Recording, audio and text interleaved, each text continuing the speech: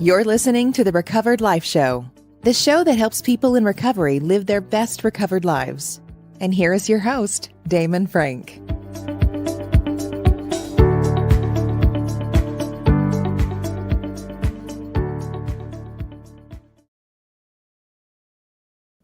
And welcome back to the Recovered Life Show. It's Wednesday, June 29th, 2022, here with my co-host, Kristina Dennis.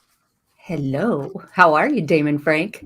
I am doing really well. It is another Recovered Life Day, another Recovered Life Show here with you in beautiful June in Southern California. A little hot, but it's always a little hot in June in Southern California. I don't think that I think we forfeit the right to complain about weather if we're lucky enough to live in Southern California. We do. Yes, we do forfeit that right. We do forfeit that right. Listen, a lot going on in the Recovered Life community. Tell us about our volley group, Kristina, and everything that we've been doing there. Yes. First of all, I want to thank everybody for sharing and following this show, the podcast. Please keep leaving your comments, but don't miss out on the Recovered Life community. You can join over at recoveredlife.us, and we have this very cool community that we're building over there via Volley, which allows people to communicate for a video. You don't have to be on video, but we really get to know each other. And you can ask Damon and I direct questions, and you can meet people all over the world. It is at the recoveredlife.us. And make sure you join and say hi. We'd like to get to know you. Absolutely. So I think that the key here with this Volley group is that there is so much free content on there, and there's so much interaction with coaches like us, and you can get on and ask questions. And that's the coolest part about it, because it's not just that you're listening. Like, one of the things I love about our Volley group is that it's really three-dimensional. People are talking back. They're actually posting volleys, having discussions, and that's what it's all about. Oh, it's so cool. I love that you could just ask a question. If you're in the middle of doing something and you're stuck, some people just get on there and ask a quick question. And then it starts a really, really cool conversation where we can both support each other and have a lot of fun. Sobriety is fun. Absolutely, it is. And, one of the things that we were going to talk about today on the Recovered Life Show is about having fun and about happiness. And really the topic today is why living in the now is the key to happiness in sobriety. This is so hard to live in the now when we first come in to recovery, Kristina. It's really tough. I'll admit, like staying in the here and now, it's the worst. Oh, to understand that all we have is this moment in time is, I think, a big life lesson for everyone. But there is something really special about those of us who are in the addiction world, because we so want to control things and we want to plan. And I know when I first got sober, I wanted to know when do I get the stuff? Oh, that's great. Yeah, I could see that. When does it, first of all, stop? When do the cravings stop? And then when do I get that job? And when do those promises come true? Yeah, absolutely. Well, you know what? I think one of the things about addiction is it's all about escapism, right? It's leaving the here and now for a place that is not the here and now, that you don't have to worry about the here and now. And I think that one of the hardest things for people to do in recovery is to just get into the present space of where they're at, be quiet, and really just enjoy where you're at in the moment. It seems to be a struggle for almost everyone. I don't know anyone who enjoys it, especially in early recovery. No. And it's the resistance to the fact that all you have is here and now that causes me the most pain. I still want to hold on to an idea that I can control the future. And look, there are things that I can do in the here and now that help, certain things, that help in producing certain results in the future. But truly learning to be in our body, in this moment, being fully willing to feel the feelings that are coming up now is a superpower. And I didn't know that when I first got sober. I thought that I needed to be paying attention to all the signs, and it would drive me to drink. It absolutely would. Why do you think it's so hard for people to live in the present moment? Why do you think, especially people that have addiction issues, why it's so difficult, like why it's such a struggle. I mean, it's a struggle for everyone. It I mean, is. everybody future trips, right? Is it that our Mm-hmm. minds are much quicker? I mean, I've heard that. Yes. Yes, That I our think minds are so. processing things much quicker. And I would also say too, some of the work that you do in codependency is this predictive thing. I think a lot of people that come in to recovery have a history of growing up in a household that had addiction. So they Mm-hmm. have some sort of codependence. So they're always thinking about what other people are going to do. They're thinking about themselves in relationship to other people and how they're going to fit in. And it makes the here and now Absolutely. very uncomfortable. Absolutely, because that was a survival skill, to be always anticipating other people's behaviors. And, when we grow up in homes that, are dysfunctional or living with addiction themselves, we can be made to feel like it is our responsibility to take care of everyone else. And it becomes this life or death feeling. And I want to answer the question that you asked about why is it so hard? I feel like it is all about control. And when we are living in the here and now, we don't want to feel like we don't know what's coming, and we don't want to be lost in the moment. So we usually go to the past or to the future to orient ourselves and to say, oh, this is what's going to happen next. And when we start growing the skill, because it is a skill, when we start being okay with being in our bodies, then we don't miss the moments that are happening that are good. Absolutely. Absolutely right. One of the things is with addiction is that this whole thing about this past, right? Mm-hmm. Resentments, the past, what's happened in the past, reliving things in our head over and over and over again. It Yes. causes great unhappiness, but also not only does, we use the word happiness in the title of this, but not only does it drain your happiness, it really detaches you from people, which Yes. creates the happiness to begin with, because we find out that in recovery, community brings us much more than we think it would. Oh, and in the life, I mean, the longest study for behavioral science is still going on, where it is the number one indicator of life longevity is, are you in community? And I believe that when we suffer from alcoholism, it's that intolerance of the unknown, right? That it is not tolerable for me to live in here and now, that we numb out. But what you learn is that not only are you numbing the fear and the bad feelings, you're also numbing the positive feelings, right? And so this takes a certain amount, like we have to exercise it like a muscle, where we start going, where is my body? I am here and now. I am, sitting in this chair. I'm grounding myself. What is really happening right now at this moment? Is it my resistance? Bless you. Is it my resistance to the unknown? Or is there something really happening right now that I need to attend to? Well, what was really happening right there for me was a sneeze. So I apologize about that. A little allergy season Little here tickle in Los Angeles. Yeah, I'm with you. It's this being trapped in the past. And look, here's the reality. Most people come into recovery and they have a past that haunts them. So they're Yes. running from bills, running from people, running from situations, running from employers, running from educational systems, running from institutions. It just Yes. stacks up. So I think that the fear of the past, and typically a lot of people come in, have alcoholic relatives or have been Yes. in that, right? In some sort of alcohol or dysfunctional home. But then we have Yes. the whole other side of this, which is future tripping, which I really think that is huge in the Right. recovery scene. What is going to happen? Like 5 minutes ago, they were drinking themselves to death. And now they're worried about what's going to happen. When am I going to get my home? 48 hours from now. Yeah, exactly. When do I get to retire? Right. And they just entered the workforce.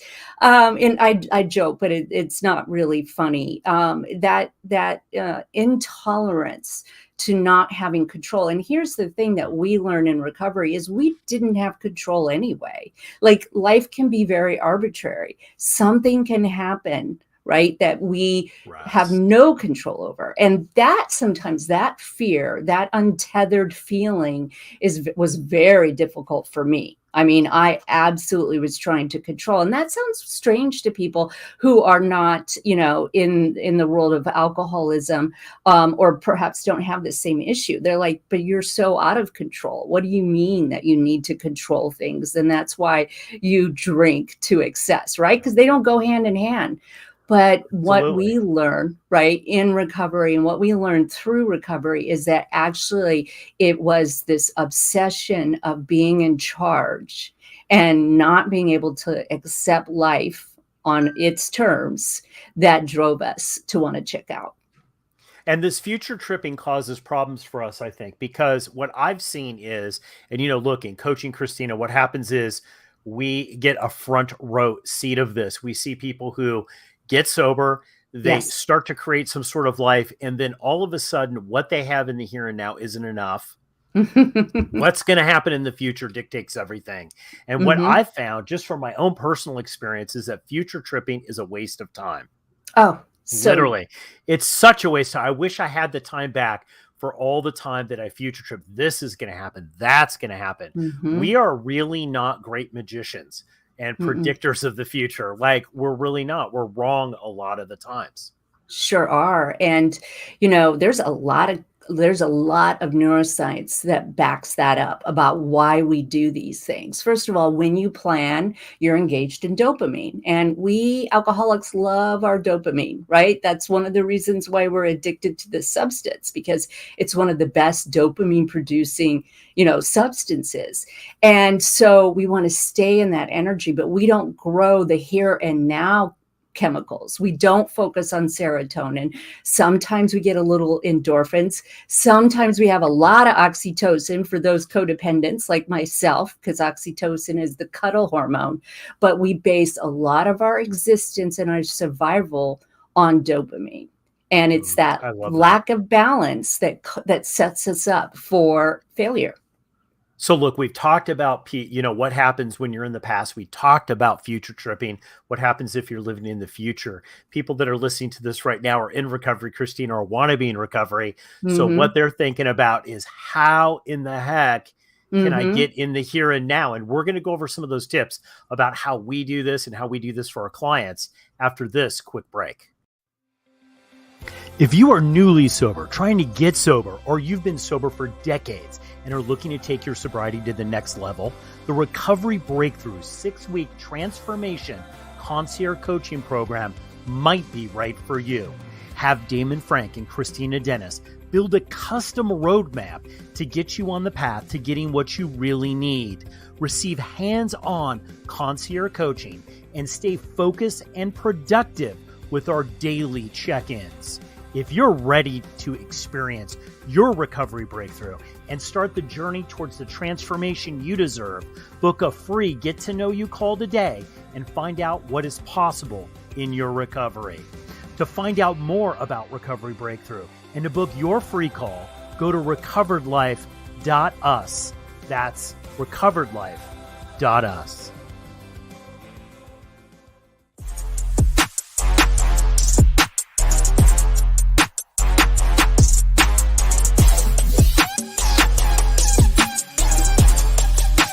You're listening to the Recovered Life Show. Okay, we're back after that quick break. Listen, Kristina, people want to know, how do they get into the present? If they find out that they're constantly in the past, in the future, but never here and now, where we're told that happiness lies in the here and now. Yes. How do you get there, Kristina? Oh my goodness. Well, first for me, it's always about addressing the nervous system, right? It's always about, where are my feet planted? How do I ground myself right now? And then there is these, we start taking agency with our thoughts, right? We realize that we're the thinker of our thoughts. So we direct our thoughts back to what is happening in this moment. And it might sound like I'm being silly, but narrating what you're doing, this is a tip that I use. If I'm in anxiety, if I've been triggered, I have to pull back and start taking control of my thoughts. So I will narrate, I'm going outside, I'm sitting in my chair. And a quick little meditation tip, because many of us don't know how to do this. I mean, we're not, totally settled when we first start, stopping drinking, is to put your feet on the ground, your hands over your knees, and then to tell yourself that's what you're doing. And it's called grounding. And if you're in a warm climate or we're hitting summer, you take those shoes off and you actually get connected. It's noticing the breath. It is actually recognizing that there is a difference between my hand and the air out here. And I know that sounds very okay, that's so basic. But until we address the nervous system, we're not going to be able to actually recognize what the here and now is. Absolutely right. I think the nervous system is huge. I didn't even know what that was, right? But I Right. think if people are listening, go, Kristina, what are you talking about? Like, I think it's a feeling. You could feel when your nervous Yes. system is all over the place, right? And Mhm. really a sense of being uncomfortable in the here and now is, I found, a big red flag that something's up with my nervous system, right? Always. You talked about you talked about the technique that you use to do that. One of the things that I have found that has been so helpful, Kristina, is literally having a conversation with myself. And I do this with Yes. my clients all the time. And I would say, okay, I need to come into the here and now. Yes. And I would start to say, one of the things that the here and now was so scary. I think it's scary for people in recovery because Mhm. that's the thing with alcohol and drugs and codependency and every other addiction we're trying to get out of. So Yes. we have a compulsion, and this is what's different than I think the average person who has a hard time staying in the here and now. People with addiction have a compulsion not to be there. Okay. We Yes. really do. We really do. And what I found is I'd ask myself a question because, a lot of my coaching has to do with asking different questions. So I'd Sure. ask myself a question. What's wrong with the here and now? Is there Good. anything wrong with the here and now? And I get no typically would come back, Yes. and then I would ask myself, I would say, you know, why, what's enjoyable about the here and now? I just start rephrasing different questions, right? So good. And I found out that I had an internal dialogue that was going on with this compulsion not to be there, that I felt that it was a scary place. And I had to really rewire my brain to Yes. tell myself that being in the here and now, although it felt different, it was a valuable experience.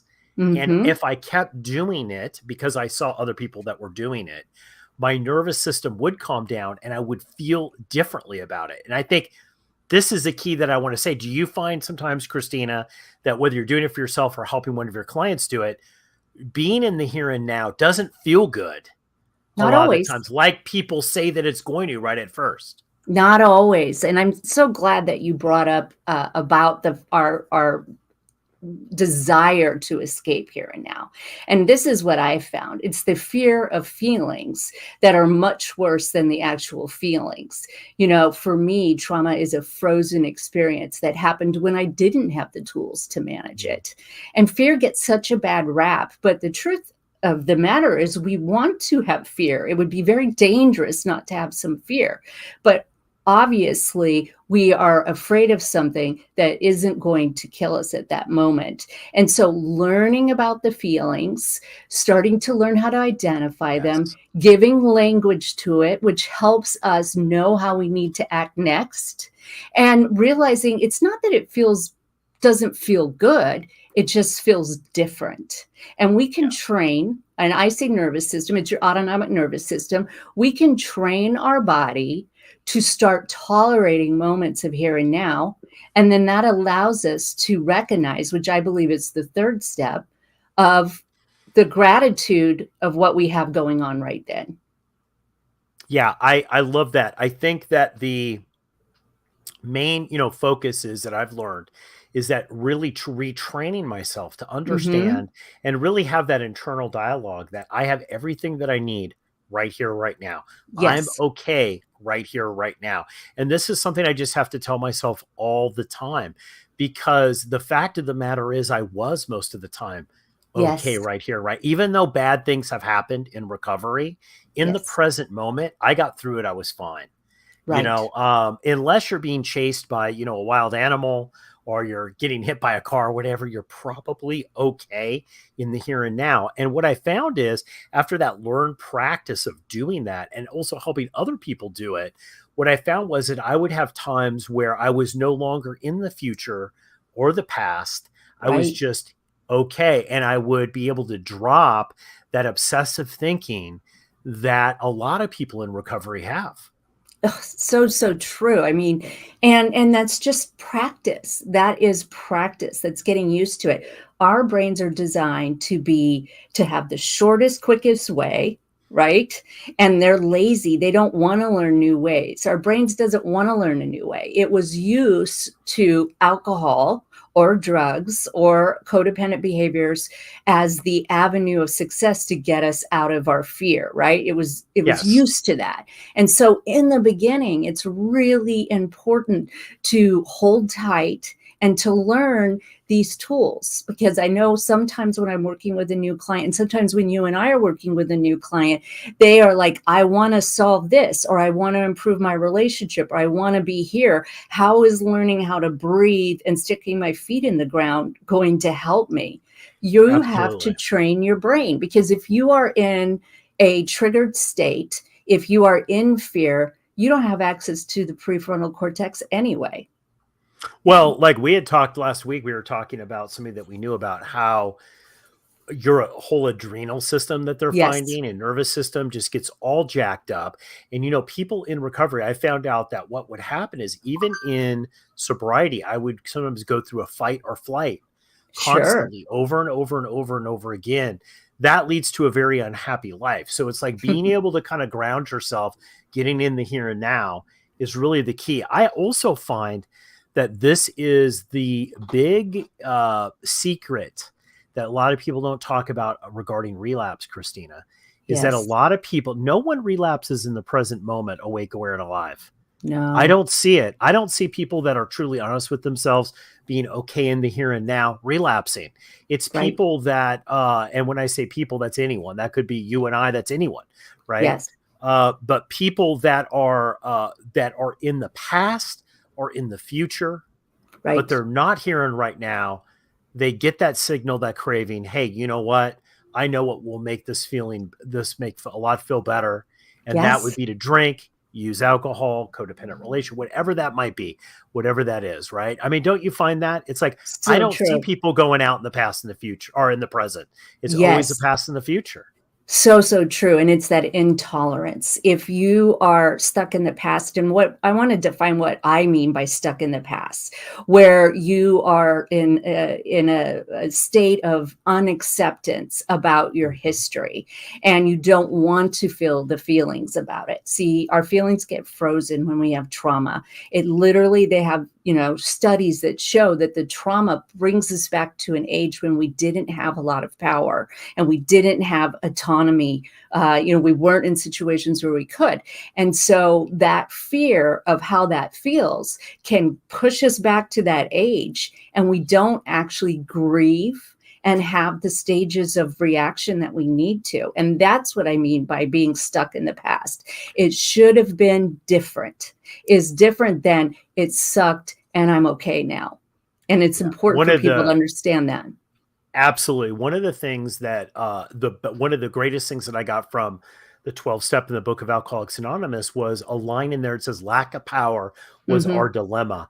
I've always found that it always has to do with a lack of power or unmanageability. And that's what we were talking about on one of the last episodes about staying sober, or trying to get sober without therapy, AA, anything like that. That's some of the valuable things that you're learning through 12 step groups or therapists or groups or coaches, is that this how to deal with this feeling of lack of power.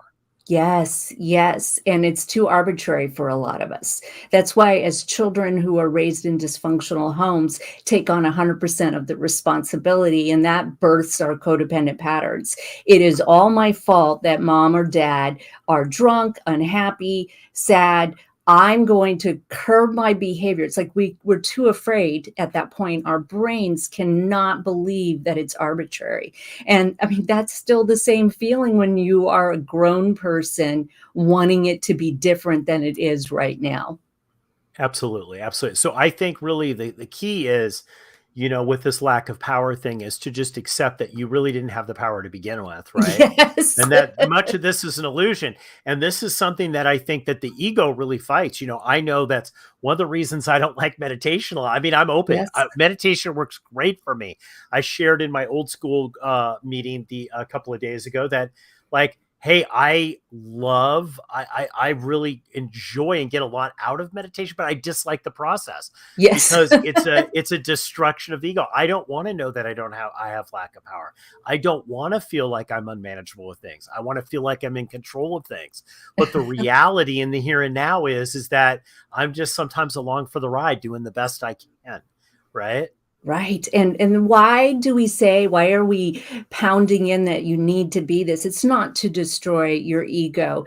It's so that you don't miss the beauty that's in your life right now. It's so that you don't miss it. Well, this is the key with people who have trouble staying minute to minute. Mm-hmm. Right. The secret to this is keep pulling back into the present, keep pulling back into the present. I have never seen anybody, maybe it's out there. Look, I don't know, definitive in all cases, but rarely do I ever hear about anyone doing anything like that in the present.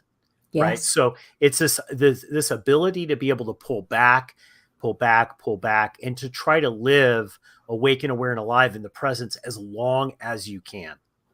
And I'm so glad that you said that, because I don't want anybody to think that it's possible to never be in the future. It's that reminder to always return to what is happening right now. And am I okay?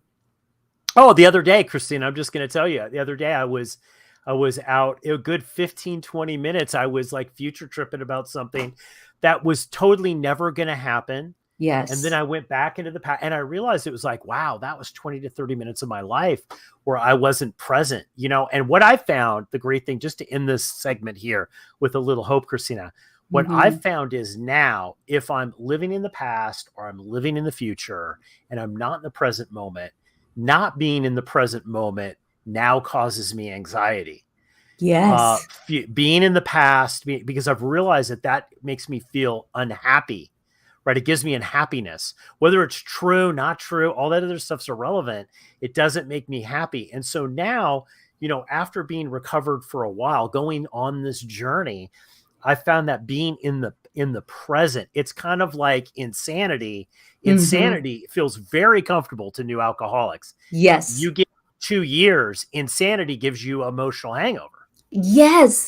And it is that, so what we are doing in the process is that we are growing new neural pathways, and the brain says, oh, I like this. And our nervous system communicates back to the brain and says, this is where we are happiest. This is where we get that gratitude. This is where we're going to stay. And you will start to recognize that you don't have a tolerance if you get into a dopamine trap.